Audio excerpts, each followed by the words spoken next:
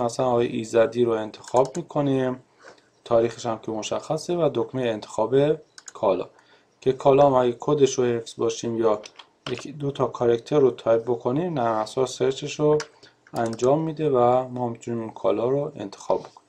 مثلا ما از این کالا 5 تا گرفتیم، 5 تا فروختیم با قیمت 16500 تومان و ذخیره. به همین ترتیب کالای بعدی رو انتخاب میکنیم و قابل پرداخت فاکتور هم مشخصه. اگه تخفیف داشته باشه تخفیفش رو میتونیم مشخص بکنیم، اگه که هم پیک یا بقیه موارد رو اینجا میتونیم مشخص بکنیم. و سرآخر دکمه F3 ذخیره رو میزنیم و بقیه دکمه هایی هم که لازم داریم این قسمت پایین، مثل چاپ فاکتور و تنظیماتش و سود فاکتور و بحث دریافتی که از مشتری داشتیم رو هم با سند دریافت میتونیم اینجا انجام بدیم که ممکنه به صورت نقدی باشه یا چک باشه یا حواله بانکی باشه که هر سه تا حالتش رو میتونیم توی این قسمت داشته باشیم. و این فاکتورمون ذخیره. خارج از فاکتور خرید و فروش هم ما دریافت پرداخت داریم که میتونیم جدا از اینها ثبتشون بکنیم. برای دریافتی که از مشتری متقابلا داشته باشیم میتونیم بریم تو قسمت لیست عملیات دریافت، دکمه F4 جدید رو بزنیم و پرداخت کننده رو مشخص بکنیم. مبلغی که نقدی پرداخت کرده یا چک بوده یا حواله بانکی یا کارت کشیده اینجا مشخص میکنیم. پرداختمون هم به همین ترتیب، اگه ما پرداختی داشتیم میتونیم از لیست عملیات پرداخت استفاده بکنیم که دکمه F4 جدید رو میزنیم و دریافت کننده و نحوه پرداخت رو اینجا میتونیم مشخص بکنیم. فقط نکته ای که اینجا هست، ما پرداختیامون توی این قسمت بالا نوع عملیاتون رو میتونیم مشخص بکنیم. پرداختیامون یا به شخص یا به بانک یا بابت هزینه است یا احتمالا به صندوق دیگه که داریم میتونیم پرداختیمون رو مشخص بکنیم. مثلا اگه بابت هزینه پرداخت کردیم اینجا نوع عملیاتمون رو میذاریم پرداخت بابت هزینه و هزینه رو توی این قسمت مشخص میکنیم. مثلا بابت اجاره ما یه مبلغی رو پرداخت کردیم، حالا به صورت نقدی بوده، چک بوده یا به هر حالتی که پرداخت شده میتونیم اینجا ثبتش رو داشته باشیم. به صورت خلاصه ما هر نوع پرداختی و هر شکلی بابت هر چیزی و هر کسی داشته باشیم میتونیم به راحتی از همین قسمت عملیات پرداخت استفاده بکنیم.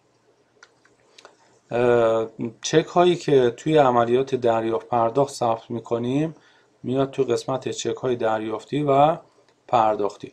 مثلا چک های دریافتیمون توی این قسمت چک های دریافتی که بریم، خب این قسمت نرم افزار میاد کاری که انجام میده دسته‌بندی میکنه توی این قسمت بالا چک های موجود، چک های برگشتی، اول دوره، در جریان اصول و الی آخر.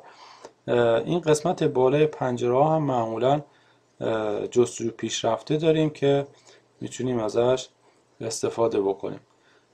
قسمت پایین هم دکمه های کاربردی هست که در حقیقت وضعیت چک رو میتونه تغییر بده. مثلا اگه چک رو میخوابونیم به حساب، از دکمه خواباندن به حساب استفاده میکنیم. بعد میشه در جریان اصول، وقتی که واریزیش به حساب بانکیمون اومد از گزینه واریز به حساب استفاده میکنیم. دریافت نقدی زمانی که چک رو به صورت نقدی از بانک میگیریم و الی آخر بقیه حالت هایی که برای چک های دریافتیمون اتفاق میفته توی این قسمت پایین داریم. گزارشاتی هم که بخوایم بگیریم از این قسمت به اصطلاح جستجو پیشرفته میتونیم استفاده بکنیم. توی این قسمت کادری که برامون باز میشه میتونیم محدودش بکنیم به بازه زمانی خاصی یا شماره چکی یا مبلغ خاصی. اینجا میتونیم از این محدود کننده ها استفاده بکنیم. به همین ترتیب چک های پرداختی هم کل اتفاقاتی که برای چک میتونه بیفته توی این قسمت چک های پرداختی ما به اصطلاح خواهیم داشت، مثل پاس شدن، برگشت، اصلاحیه و الی آخر قسمت بالا هم که چک ها رو برامون دسته‌بندی میکنه به حالتهای مختلف. بعد از این که این روال خرید و فروش و دریافت پرداختمون و ثبت هزینه هامون رو ما انجام داده باشیم، میتونیم گزارشات مختلف رو از نرم افزار بگیریم، مثل گردش اشخاص، بانک هامون، هزینه هامون و الی آخر که هر کدوم به اختصار خدمتتون توضیح خواهم داد. مثلا گردش اشخاص، وارد گردش اشخاص که بشید، بر اساس ماهیتی که داره نرم افزار اینها رو دسته‌بندی میکنه: بدهکاران، بستانکاران، بی‌حساب‌ها، و توی هر گروه هم پایین جمعش رو میزنه. گردش هر کدوم از اینها رو که بخوایم میتونیم از قسمت نمایش گردش استفاده بکنیم. مثلا آقای ایزدی که بدهکاره، چرا؟ این پایین نمایش گردش رو که بزنیم حسابش رو برای ما باز میکنه. خب این گردش آقای ایزدی هست، یه موجود اول دوره داشته با یه فاکتور فروش که فاکتورش رو از همینجا میتونیم باز بکنیم و اصلاح هم انجام بدیم و مجدد ذخیرش بکنیم. نکته این که تمام قسمت های نرم افزار که پایین قسمت پیش نمایش داره میتونید از دکمه پیش نمایش استفاده بکنید و خروجی های مختلف رو از نرم افزار، چه به صورت نسخه چاپی باشه یا صدور به فرمت PDF یا فرمت JPG و اکسل و بقیه موارد رو اینجا میتونیم داشته باشیم. مورد بعدی گردش بانکمونه که باز گردش بانکمون رو تو این قسمت میتونیم داشته باشیم. گردش هزینه هامون، درآمدها، صندوق، موجودی کالا و الی آخر که احتمالاً مشخص هست برای دوستان. موجودی کالا تو این قسمت نرم افزار باز میاد دسته‌بندیشون میکنه بر اساس کالاهای موجود، کالاهای کسری، کالاهای زیر سقف، در حقیقت همون کالاهایی که به نقطه سفارشمون رسیده، و کلیه کالا هم که همه کالاها رو بهمون نشون میده. از این قسمت جستجو پیشرفته هم باز آیتم های محدود کننده بیشتری رو خواهیم داشت. اگه گردش کالا رو توی یک بازه زمانی خاص، انبار خاص یا مبلغ خاصی بخوایم سرچ بکنیم، از این قسمت جستجو پیشرفته میتونیم استفاده بکنیم. بقیه گزارشاتی که از سیستم میشه گرفت توی این قسمت بالا، گزارشات بسیار متعددتری رو میتونیم از نرم افزار بگیریم که من گردش اشخاص و موجودی کالا اینها رو بهتون گفتم.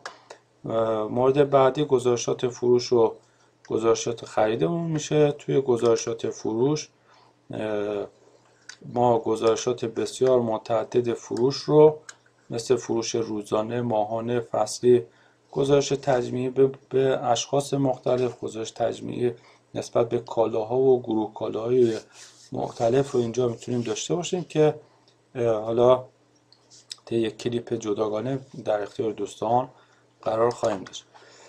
به همین ترتیب گزارش خریدمون، گزارشات بسیار متنوع خرید رو میتونیم اینجا داشته باشیم. و مورد بعدی گزارشات سود که اینجا در حقیقت نرم افزار گزارش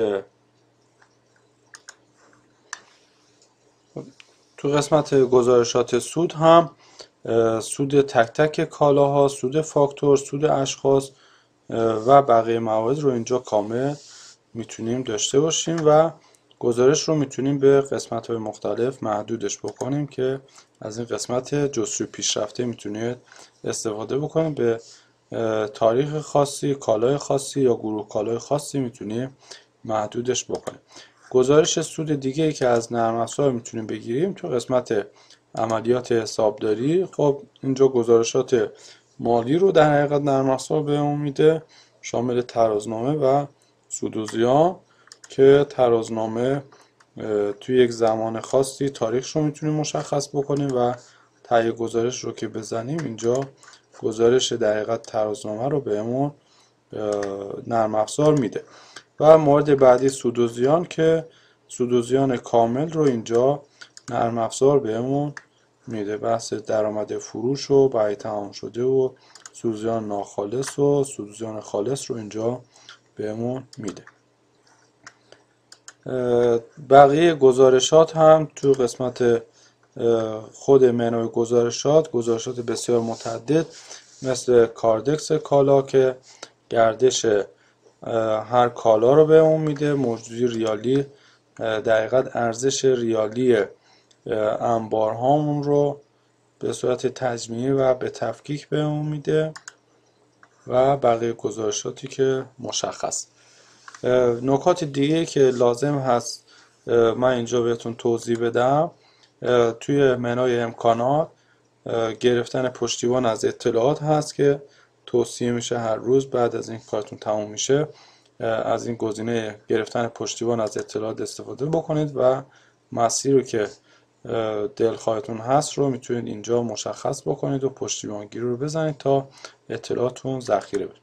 یه سری امکانات مثل چاپ چک و دفتر یادداشت و دفترچه تلفن و اینها رو اینجا میتونید داشته باشید و بحث کاربران که کاربران مختلف رو میتونید برای نرم افزار تعریف بکنید به این صورت که وارد کاربران که بشید باز هم یک گروه بندی تو این قسمت انجام شده و کاربر جدید که بخواید معرفی بشه دکمه F4 جدید، نام کاربر، گروهش، رمزش رو مشخص میکنید و شماره همراه و احتمالاً اگه عکس کاربر رو بخواید داشته باشید اینجا میتونید انتخاب بکنید و ذخیره. مورد بعدی بحث تنظیمات نرم افزاره که آخرین گزینه تنظیمات. یه سری موارد مربوط به یادآوری ها رو میتونید اینجا داشته باشید مثل چک ها، اقساط و بقیه موارد.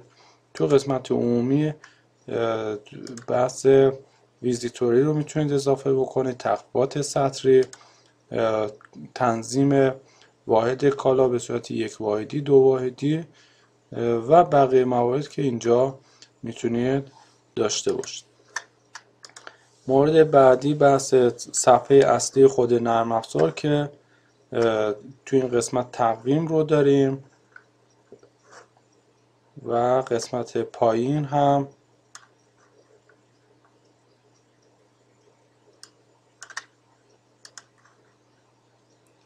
رنگ بندی نرم افزار و تم نرم افزار رو میتونید انتخاب بکنید.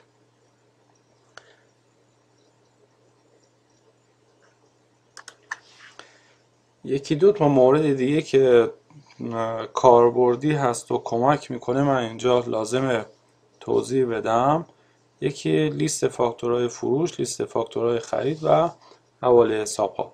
برای گزارشگیری از فاکتورهای فروشمون میتونید از لیست فاکتورهای فروش استفاده بکنید. تو این لیستی که باز میشه تمام در حقیقت فاکتورهایی که صادر شده رو تو این قسمت میتونیم ببینیم.